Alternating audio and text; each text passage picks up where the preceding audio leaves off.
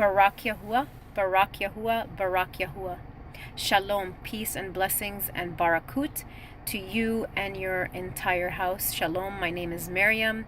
I pray everybody is well today. I pray everybody's staying woke, as they say, and walking the ancient path in Ruach and in truth, because not many people are on this walk.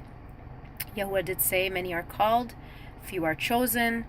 It is not a walk for everybody. A lot of people that, at least that I know, that have walked, got to know Yahuah, a lot of them have gone astray. So that breaks my heart, because I was not expecting that at all. So I want to address the topic to you about adultery today. A topic that I don't think a lot of people truly understand. I think they just have a religious understanding, so they ignorantly do things, and it's foolish, because a lot of people, Yahuah did say, my people are going to perish for lack of knowledge. They don't understand, and we must have correct understanding of the Torah, because if we have correct understanding, we can obey correctly, and if we obey correctly, we can produce the requisite, the bountiful fruit that leads to everlasting life. And a lot of people don't understand correctly, thus they can't produce that fruit, and they can't obey correctly because they don't have correct understanding. So sadly, I do want to speak to you on the topic of adultery, and a lot of people do return back to their husbands, or their husbands return back to their wives. It's just a common theme in the house of Yashral. I'm not speaking about the nations, because I have nothing to do with the nations. We are to rightly rule amongst our people, and I'm just here to speak truth. I'm here to speak what thus says Yahuah. If anybody has eyes to see, ears to hear, and a heart to understand, and they have the ruach of discernment, they will see that I am speaking the truth, and this is Yahuah's Torah, and we must be walking as he walks. As he is, we also ought to be. So a lot of people, they do return back to each other. I've seen stories, I've witnessed it, and it's heartbreaking. And a lot of people will come and say, you know what, well, if we repent and we say sorry to our husband or wife or etc., it is okay. Well, it's not okay. It truly isn't okay, because the Torah clearly states that the judgment for adultery is stoning. So that means it's death. The wages of sin is death. So the crime for adultery, the punishment is stoning. And a lot of people will come to me, and they have told me, actually, in the past, or recently, they said, well, what about Husha? Well, Husha's wife, she didn't know Yahuah, and Yahuah puts physical examples. He puts physical examples to teach us about deeper spiritual matters. And a lot of people, they refer back to the book of Husha, and Yahuah was trying to show us an example of how his people, how his wife went astray, and she went and whored, and through his death, burial, and resurrection, and through belief, we can return back to him. He returned back to his wife through the shed blood of Yahusha. Now, Husha returned back. He forgave her because she didn't know Yahuah. She didn't know Yahuah, and when she was whoring, and then she came to know Yahuah. And after she came to know Yahuah, she stopped all that whoredom. She stopped whoring, and Yahuah forgave her, and she served Yahuah for the rest of the days of her life. So we cannot come into this truth and then return back to sin. Had she been married and knew Yahuah and went and did whoredom, then it would have been worse for her. It would have been probably the judgment of death, because she knew Yahuah, but she was a heathen. She didn't know Yahuah. And then a lot of people will refer to the book of Mary Magdalene, Maryam al-Majdaliye. Well, Maryam al-Majdaliye, she she was delivered by favor. You know, this story is so beautiful. You know, those Pharisees, they wanted to stone her. And the Torah states that you need, by the mouth of 2 or more witnesses, let every matter be established. And there was not 2 or more witnesses to confirm this matter. And also that she didn't have the man there. The man wasn't there also, so they couldn't do anything about it, as the Torah does state that the man and the woman both have to be there. So the Pharisees were actually trying to trap Yahusha, and he, being the living Torah, he knew what they were doing. So he told them, whoever has the sin, who doesn't have sin, cast the first stone. And nobody was able to cast a stone, and they were so upset because he got them really good. But she did commit the crime of adultery because he told her, go and sin no more. So she did commit adultery. But had everything been fulfilled in the Torah, where there was a mouth of 2 or more witnesses, or she would have been stoned. He would have agreed to stone her. But they were just trying to trap him. So in Deuteronomy 24, it says, if a man takes a woman and he finds a matter of uncleanness, he shall put a writ of divorce in her hand and send her away. And if that woman goes to another man and he finds a matter of uncleanness on her, he also too shall write her a certificate of divorce and put it in her hand and send her away. And that woman can never ever return back to that first husband, because it would bring an abomination into the land. Now, in the book of Yirmiyahu, also there's a second witness to this in the book of Yirmiyahu. Let me just get there, sorry.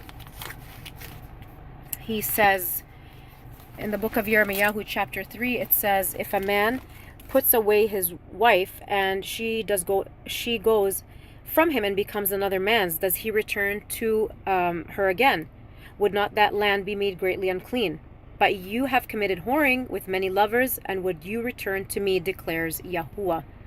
So it's very clear in the book of Yirmiyahu and Deuteronomy, Devarim chapter 24, that a woman is not to return back to her husband after she went to another lover, because that would bring an abomination into the land. Now, a lot of people will argue with me and say, well, Yahusha came and he came to renew the everlasting covenant. He did come to renew the everlasting covenant, but this is between man and woman here on earth. Yahusha came to die. Yahuah in flesh came to die for you and to be buried 3 days and 3 nights, and then he came back as a renewed man, as a renewed husband, so he can return back to his divorced wife, which is Ephraim, who was divorced in the year 722 BCE.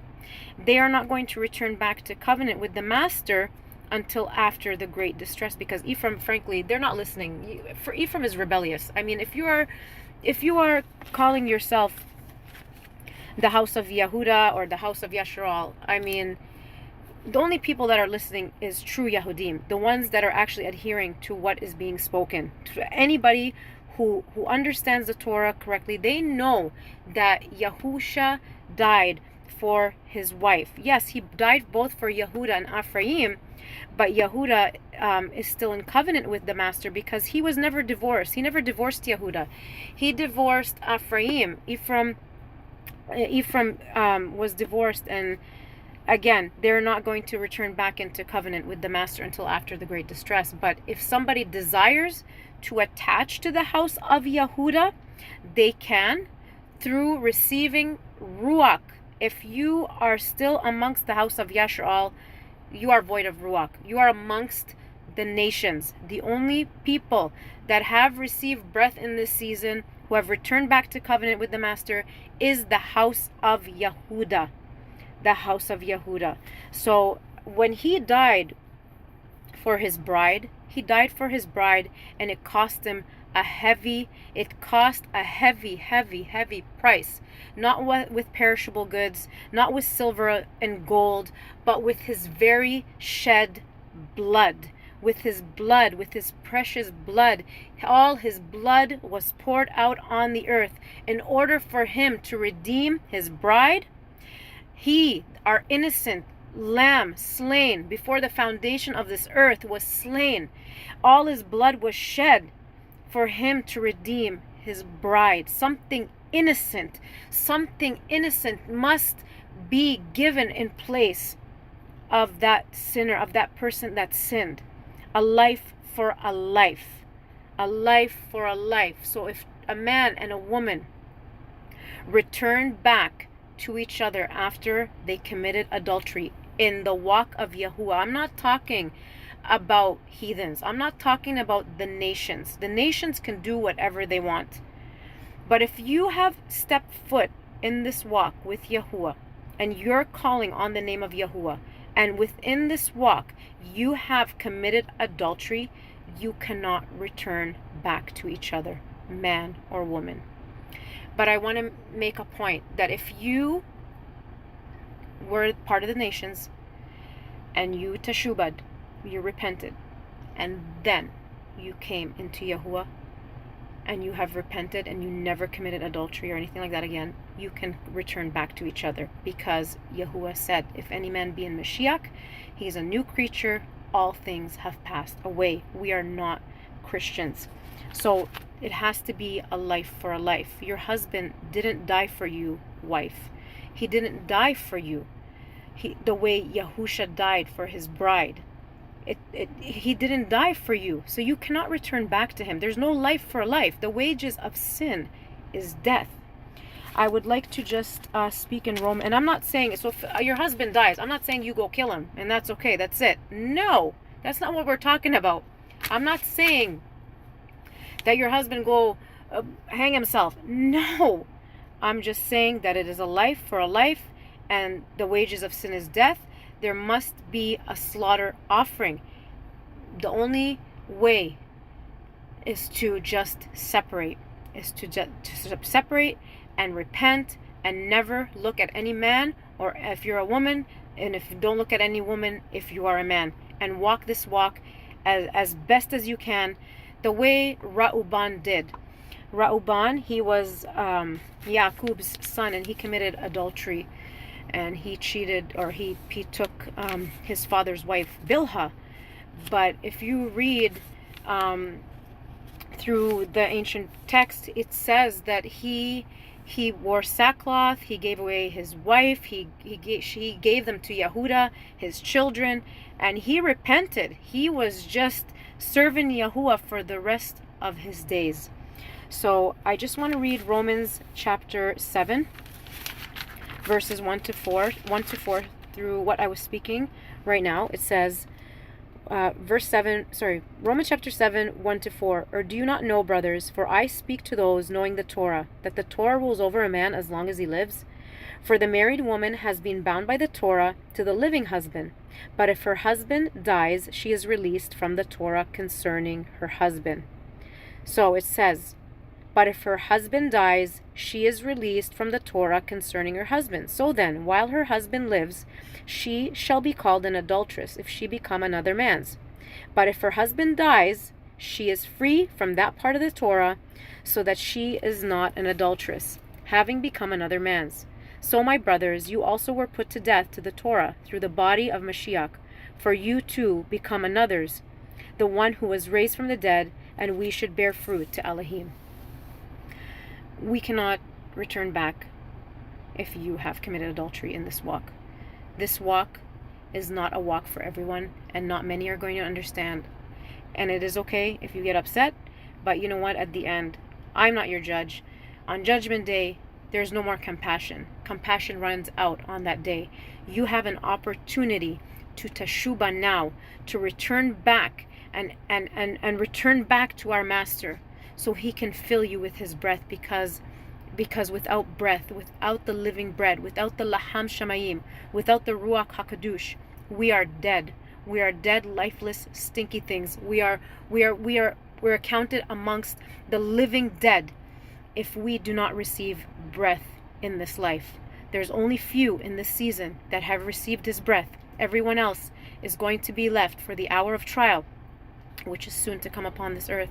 There's only 144,000 worldwide, and those who are attached, who understand what is being spoken, who understand that we must walk in ruach and in truth, and teshubah from every unclean matter, every matter of wickedness, and not live by the flesh. Flesh is bondage.